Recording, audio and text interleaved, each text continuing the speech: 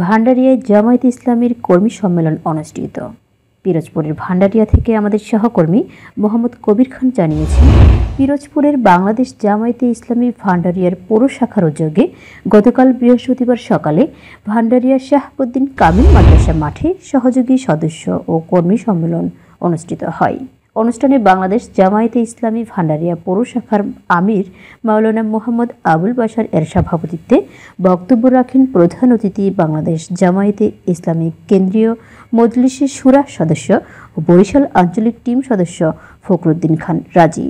বিশেষ অতিথি পিরোজপুরের জেলা সেক্রেটারি মোহাম্মদ জহিরুল হক, সহকারী সেক্রেটারি মোহাম্মদ সিদ্দিকুল ইসলাম, মঠবাড়িয়া উপজেলা আমির শরীফ আব্দুল জলিল, ভান্ডারিয়ার আমির মোহাম্মদ আমির হোসেন খান, সেক্রেটারি মাওলানা মোফাজ্জল হোসাইন, রাজনৈতিক ও প্রশাসনিক সেক্রেটারি তমিজ উদ্দিন কাজল মিয়া, গরিপুর ইউনিয়ন সভাপতি মোহাম্মদ আবু নাইম, ৩ নং ওয়ার্ড সভাপতি মোহাম্মদ আবু নাইম, ৪ নং ওয়ার্ড সভাপতি মোহাম্মদ নাসির উদ্দিন ও ৮ নং ওয়ার্ড সভাপতি আল আমিন ওমর সহ আরও অনেকেই। এ সম্মেলনে উপজেলার ৬টি ইউনিয়ন ও ১টি পৌরসভার কয়েকশত নারী পুরুষ নেতাকর্মী সহ আরও অনেকেই অংশ নেয়।